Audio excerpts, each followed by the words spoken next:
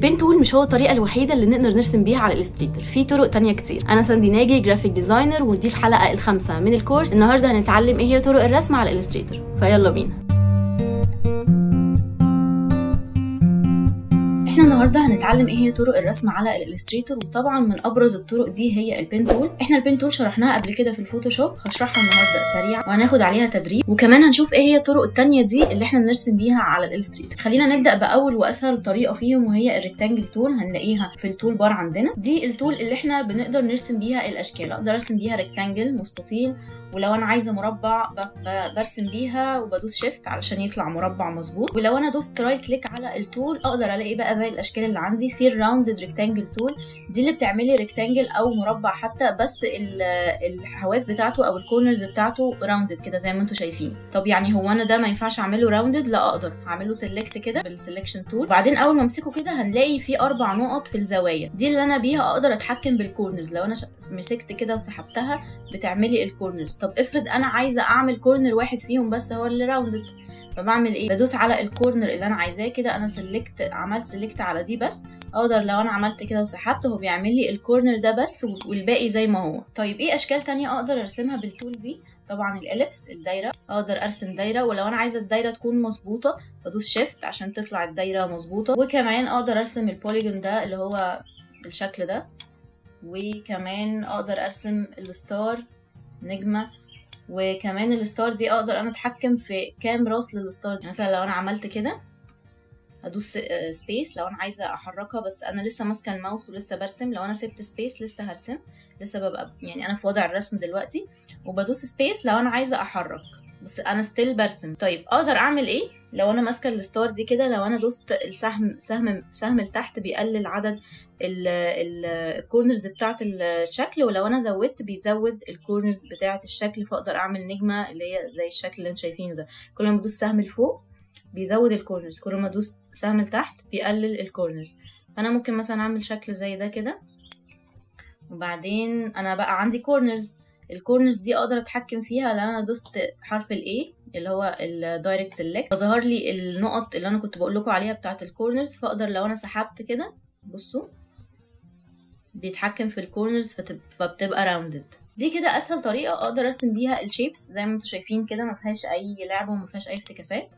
انا بقى همسح كل دول ونبدا بقى ندخل على البين تول. البين تول ببساطه هي فيها 3 عناصر: بوينت، وما بين كل بوينت والتانية حاجه اسمها باث، والباث ده يا اما بيكون ستريت لاين كده او بيكون كيرف زي ده، واللي بيتحكم في الكيرف حاجه اسمها الهاندل. تعالوا نبدا كده نرسم بالبين تول. لو انا عايزه ارسم ستريت لاين عادي خالص هبدا ارسم بوينت هنا، هدوس كليك على الماوس عمل لي بوينت، وكمان انا اقدر اشوف اللاين اللي انا هرسمه ده رايح على فين. انا رسمت البوينت الاولانيه، هروح هنا وارسم البوينت التانية، بس انا عايزه اللاين يكون مظبوط وانا مش عارفه اظبطه، انا عايزاه ستريت لاين. فاعمل ايه؟ ادوس شيفت برضو. شيفت بيخليني اظبط كل حاجه، فانا كده اللاين مهما حركت بالماوس كده هو اللاين هيفضل مظبوط وماشي مظبوط. هروح لحد النقطه التانية وادوس ايه؟ كليك كمان على الماوس كده انا رسمت ستريت لاين. طيب همسك الدايركت سيلكت وهرجع تاني امسك البين تول علشان ارسم الباث الجديد ده، وهمشي مع اللاين ده. لو انا دوست شيفت هيخلي لي اللاين عند زاويه 45، دي الزاويه دي مش مظبوطه على 45 قوي. انا هعملها مانيوالي عادي، همشي كده بالبين تول دي البوينتس دي كده، الموضوع بسيط خالص. طيب البين تول على فكره بالمناسبه الشورت كات بتاعها حرف البي. تعالوا بقى ندخل على الكيرف عشان هو ده اللي فيه الشغل كله. انا هرسم البوينت عادي، ولو انا بقى عايزه اعمل الكيرف ده همشي ازاي؟ يا اما اجي هنا كده مثلا هعمل كاني هعمل ستريت لاين عادي وادوس، بس مش هسيب الماوس المره دي هسحب بقى، هدوس واسحب، فبدا يطلع لي حاجه اسمها الهاندلز اللي انتوا شايفينها دول. ابتدي ارسم لحد ما اجي عند الكيرف اللي انا عايزه ارسمه واسيب. اول ما سبت ظهر لي الكيرف اللي بعده، او هيبتدي يرسم كيرف تاني. ليه هيرسم كيرف تاني مش ستريت لاين؟ عشان الهاندل. انا عندي دراعين للهاندل، الدراع ده بيتحكم في الكيرف اللي انا رسمه، والدراع ده اللي هو اليمين ده بيتحكم في الكيرف اللي بعده. طب تعالوا نشوف كده لو انا رفعت الهاندل ده او حركته ايه اللي هيحصل. تعالوا كده مثلا عند الهاندل ده انا هدوس الت كده، انا هبقى بتحكم في الهاندل وهبتدي امشي او احرك الهاندل بس. شايفين ايه اللي بيحصل؟ الكيرف بيتغير، فانا اقدر اتحكم في الكيرف حتى بعد ما رسمته. طيب انا هرسم الكيرف اللي بعده وهدوس وهسيب وهعمل نقطه، واقدر زي ما قلت لكم اتحكم في الكيرف ده برده. طيب هو هنا هيكمل ستريت لاين. ليه هيكمل ستريت لاين؟ لان انا دوست وسبت، ما دوستش وسحبت. لما بدوس واسحب بيعمل لي هاندل، يعني بيعمل لي كيرف. طيب انا كده هعمل ايه؟ هاجي مثلا هنا وهدوس واسحب علشان اعمل الكيرف اللي بعده. وانا برسم خليني برضو عيني تبقى باصه على الهاندل التاني اللي انا برسمه. الهاندل اللي تحت ده بيتحكم في الكيرف ده. طب ليه وانا برسم انا خلاص ظبطت ده، ليه وانا برسم ما بقاش بظبط الكيرف اللي بعده كمان؟ يعني انا دلوقتي خلاص عارفه ان انا ظابطه الكيرف ده. الهاندل بقى اللي انا ماسكاه ده، مش المفروض ان الهاندل ده بيتحكم في الكيرف اللي انا هرسمه بعديه؟ فممكن ان انا من دلوقتي بعيني كده اظبطه لو ينفع، لو هينفع ان الاثنين يتظبطوا مع بعض على قد ما اقدر. كمل. عندنا خلاص اخر بوينت، هقف كده واسحب عشان اعمل الكيرف الاخير. في طبعا حاجات هنا انا عايزه اظبطها مش مظبوطه، فممكن اظبطها بكذا طريقه. يا اما امسك الهاندل ده كده، ادوس الت واحرك الهاندل حسب الكيرف اللي انا عايزه ارسمه، واحرك الهاندل ده واحرك الهاندل ده كده لحد ما اظبط اللاين بتاعي. عندي البوينت دي محتاجه تتنعم شويه، حاساها شارب. ممكن اعملها بكذا طريقه. ممكن امسك الدايركت سيلكت كده وادوس على البوينت، الاقي ان ظهر لي البوينت. فاكرين البوينت اللي بتتحكم في الكيرف؟ لو انا سحبتها كده بتعمل لي كيرف، خلي بالكم، فبتنعم الخط شويه. فبدل ما هي كانت بوينت واحده، لا هو عملها لي كيرف. ونفس الكلام برضو في البوينت دي، انا كده بنعم البوينت اكتر. خلينا نيجي على التمرين اللي بعده كده. همسك البين تول وهاجي هرسم الكيرف عادي زي ما انا متعوده، وهسحب. هنلاقي ان هو الكيرف اللي هيرسمه ده عكس الاتجاه اللي انا عايزه ارسمه. عندي حل من الاثنين، يا اما امسك الهاندل ده واعدل الاتجاه بتاعه عشان الكيرف يتظبط، يا اما هدوس الت وبعدين ادوس على البوينت، فهو كده هيرسم لي ستريت لاين. فاقدر عادي ان انا اجي عند البوينت كاني برسم كيرف جديد. ففي الاثنين ينفعوا عادي. انا عايزه انقل الباث ده في لاير 2، فهمسك المربع ده كده واحذفه هنا زي ما اتعلمنا في الحلقه اللي فاتت، وهغير لون الستروك بتاعه. طيب تعالوا ناخد اخر تمرين.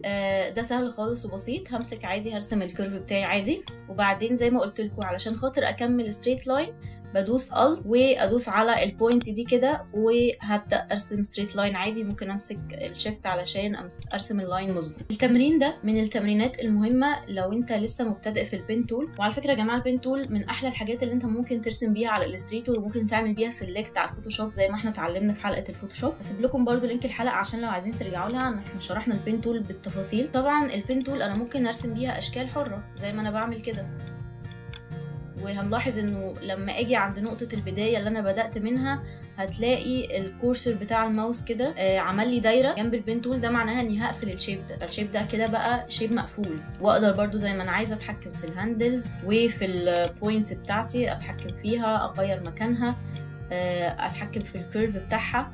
طبعا اللي قدامي ده كده اسمه شيب لانه مقفول، وده اسمه باث، هو اللاين ده اسمه باث، والبوينت كل بوينت من دول اسمها انكر بوينت، حتى هتلاقوا اصلا مكتوب كده انكر. والدراع ده اسمه هاندل، برضو هتلاقوا مكتوب كده هاندل. فالمسميات دي برضو مهم ان انتوا تكونوا عارفينها. التول بقى اللي بعد كده اللي احنا نقدر نرسم بيها على الالستريتور هي اسمها البنسل تول. والبنسل تول دي لو احنا ضغطنا رايت كليك عليها هنلاقي معاها شويه تولز كده تانية، هنبص عليهم سريعا. بس ببساطه البنسل تول دي بقى انا برسم بيها خطوط حره زي ما انتم شايفين كده. ولو انتوا واخدين بالكم ان الخط اللي انا رسمته بالبنسل تول عمل لي برضو باث، والباث ده ليه بوينتس، ليه انكر بوينتس، والبوينتس دي ليها هاندلز عشان اقدر اتحكم في الكيرفز، وفيها الدايره اللي بتخليني اقدر اتحكم في البوينتس في الكيرفد بوينتس. فيها نفس خصائص الباث، وده اللي بيميز الفيكتور. هو ده اي حاجه بنرسمها على الالستريتور بتكون كده. حتى لو انا رسمت براش ستروك برضو هتلاقوا ليها بوينتس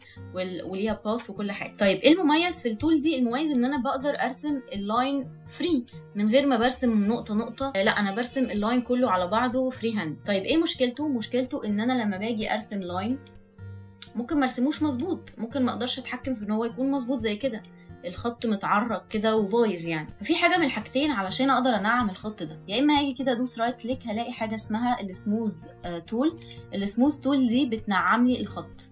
بصوا بمشي كده على الخط، بدوس وامشي على الخط، بتنعم لي الخط اكتر وبتقلل لي النقط، وكل ما النقط بتقل كل ما اللاين بيكون مظبوط اكتر والتعريجات فيه بتقل. فانا بقدر امشي بالسموث تول دي عشان انعم الخط مش اكتر بس. طيب هل في طريقه تاني انعم بيها الخط من غير ما اقعد امشي كده بالسموث تول؟ في طريقه تانية هي ان انا لو جيت على البنسل تول دي كده ودوست دبل كليك هيجي لي البنسل تول اوبشنز. الاوبشنز دي انا اقدر العب في الفيديليتي. الفيديليتي دي يعني انا كل ما همشي ناحيه السموز كل ما الخط وانا برسمه اصلا هيطلع لي سموز وهيطلع لي ناعم، حتى لو انا رسماه مش مظبوط. كل ما هوديه ناحيه الاكيوريت هيرسمه لي مظبوط زي ما انا رسماه، مش هيلعب فيه. فتعالوا نجرب الاثنين. انا هجرب اخليه اكيوريت وهدوس اوكي وهرسم الخط. انا قصدي ان انا اخليه متعرج كده فماشيه. بصوا بقى كميه البوينتس اللي موجوده في اللاين علشان انا ماشيه متعرجه وايدي بتتهز، فهو طلع لي الخط بالظبط زي ما انا رسمته. تعالوا كده نجرب لو انا خليت الخط ده سموز وهمشي بنفس الطريقه اللي انا مشيت بيها، وبرده في تعريجات زي ما انتوا واخدين بالكم كده. بس انا اول ما هسيب هلاقي بصوا الخط ناعم ازاي، لان هو اوتوماتيك بينعم وبيلخص الخط اللي انا رسماه ده ومش بيكتر البوينتس فيه. يعني انتوا واخدين بالكم البوينتس هنا عامله ازاي؟ لو انا دوست ايه كده او الدايركت سيلكت بيجي لي البوينتس بتاع، بصوا شايفين البوينتس قد ايه؟ انما ده هما 2 بوينتس بس وخلصت. طبعا الهاندلز عشان لو انا عايزه اتحكم في اللاين ده. فلو جينا مثلا عند بروجكت زي ده كده وانا عايزه ارسم على اللاين ده، بس يعني مش معقوله هجيب البين تول واقعد امشي كده واقعد ارسم كيرف واقعد اعدل في الكيرفز واقعد مش عارف ايه وتبوظ مني. طيب ما الاسهل ان انا اجيب البنسل تول، ودي الشورت كات بتاعها ان، حرف الان، اجيبها وانا دلوقتي عامله الفيديليتي بتاعتها ان هي تكون سموث. تعالوا كده نشوف. انا هرسم، طبعا ايدي مش مظبوطه، انا ايدي عماله تتهز اصلا، وبرسم كده الخط وهيطلع مظبوط. ولو انا عايزه اظبطه اكتر يا اما بقى امسك البوينتس دي واظبط اماكنها، وممكن برضو اجي بالسموث تول واعدل لحد ما اوصل للنتيجه اللي انا عايزاها. طيب انا عايزه ادي اللاين ده ستروك، هو اصلا اوريدي ليه ستروك. انا هزود الستروك من هنا من فوق، هو الستروك 1 بوينت، احنا ممكن نخليه مثلا 10. وعايزه اخليه يكون داشت كده او متقطع، خط لاين متقطع مش لاين واحد كده زي اللي موجود بالظبط. اجي اعمل سيلكت كده على الستروك، وبعدين عندي بانل هنا كده للستروك، عندي اوبشن كده هنا ان انا اخليه داشد لاين، هعلم عليها هيخلي لي اللاين ده اتقطع كده. اقدر بقى ان انا اتحكم في المسافات بتاعه ما بين كل داش والتانيه وهكذا. كده انا تقريبا عملت لاين شبهه بالظبط. والسهم الصغير ده ممكن اعمله بايه؟ ممكن اعمله بالبين تول عادي خالص. همسك البين تول وامشي بقى لاينز عادي، هو اصلا كله عباره عن خطوط مش محتاج اي افتكاسه يعني. واديله لون الابيض او الاسود ايا كان. التدريب بتاعكم النهارده هو ان انتوا هتاخدوا الصوره دي كده وهتتمرنوا على البين تول. خدوا الصوره دي سكرين شوت وتدربوا عليها، وكمان هحطها لكم عندي في ستوري على انستجرام عشان الكواليتي بتاعتها تكون احسن. وخدوها وتدربوا عليها عشان خاطر ايديكم تاخد على استخدام البين تول، لان البين تول يا جماعه من الحاجات الاساسيه في الالستريتور ومش هينفع نستغنى عنها ابدا، ومن الحاجات اللي محتاجه تدريب كتير. يعني انت عايز تتقن البين تول محتاج تتمرن كتير قوي، وتجيب صور وتمشي على الاشكال اللي في الصور دي وتتمرن كتير وهتغلط كتير لحد ما ايديك تاخد عليها. انا دلوقتي ما بقيتش استغنى عن البين تول، واي حاجه بتلاقي ايديا رايحه على البين تول، اصلا مش بستخدم البنسل تول دي كتير مع ان هي اسهل، بس انا اتعودت على استخدام البين تول بتطلع لي الاشكال مظبوطه زي ما انا عايزاها. يا رب يكون الفيديو ده عجبكم واستفدتوا منه ولو بمعلومه واحده. المره الجايه هنتعلم حاجات حلوه قوي، وهنتعلم ازاي نرسم اول لوجو لينا على الالستريتور. هسيب لكم تحت في الديسكربشن لينك الانستجرام بتاعي، ادخلوا اعملوا لي فولو او اسالوني عن اي حاجه، واشوفكم الفيديو اللي جاي. باي باي.